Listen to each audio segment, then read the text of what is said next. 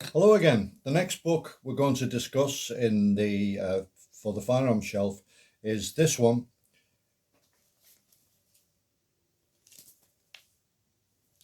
Guns of the FBI by Bill Vanderpool.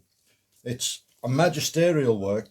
Bill Vanderpool he'd been an agent and then he became an instructor with the firearms training unit of the FBI. Right from the beginning of the book, from the foreword, he makes an important point about the FBI. The FBI was considered an elite agency and its training techniques were closely observed and often followed by other law enforcement agencies. But for many years it suffered from a form of inbreeding, a hesitation to evaluate other outside techniques. Few instructors participated in outside competition, particularly in combat matches.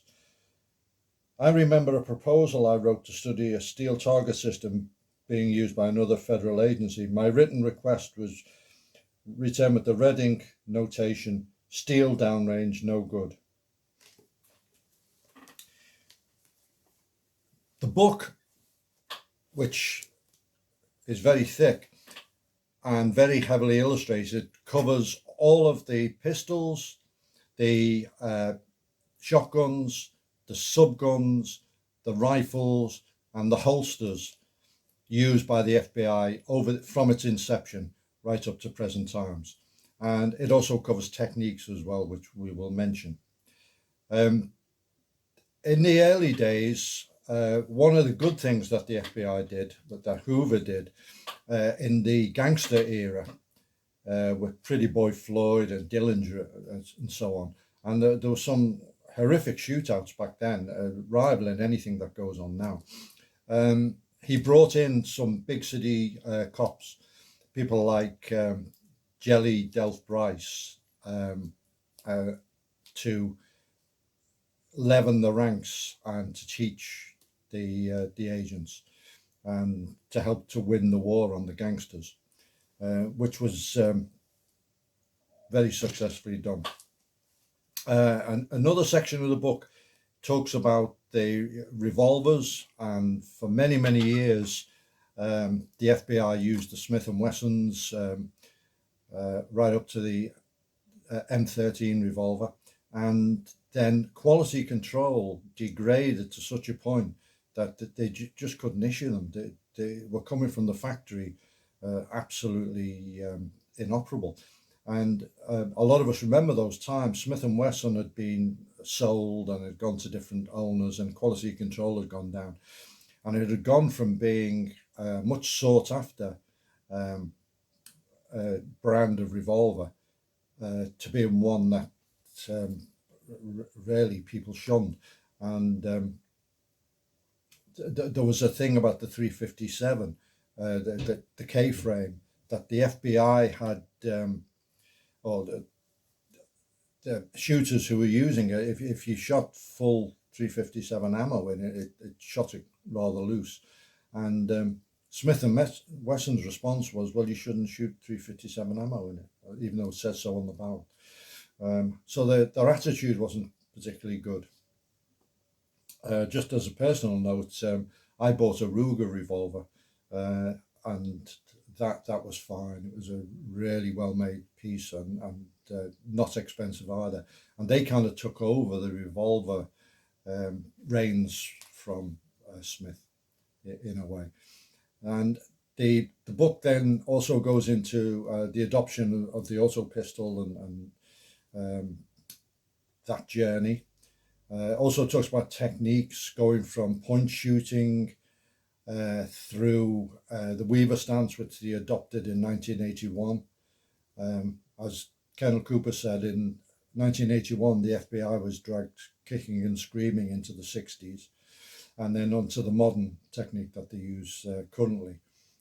That's very well discussed and illustrated in the book. He also talks about the Miami massacre, the shootout in Miami, and the implications from that, which led to a study of ammunition, which led to the kind of dead end, which became the 10 millimeter.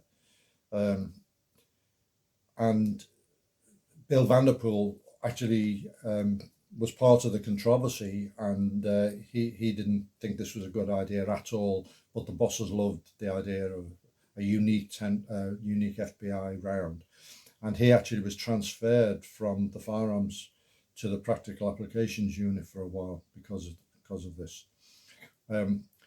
I did the visit to FBI headquarters. I was on a training course in the DC area, and went in and did the tourist thing, and they do a show where one of the instructors fires different weapons. He's behind plexiglass. You're in an auditorium. That's mentioned in the book. Bill Vanderpool used to do that, and at the end he asked anybody got any questions. And I put my hand up and asked him about the 10mm, and he was rather taken aback. And he said, "Oh yes, it's we're still progressing with it." But the pistol that was actually produced was about the size of a video recorder, and it was unusable by majority of agents.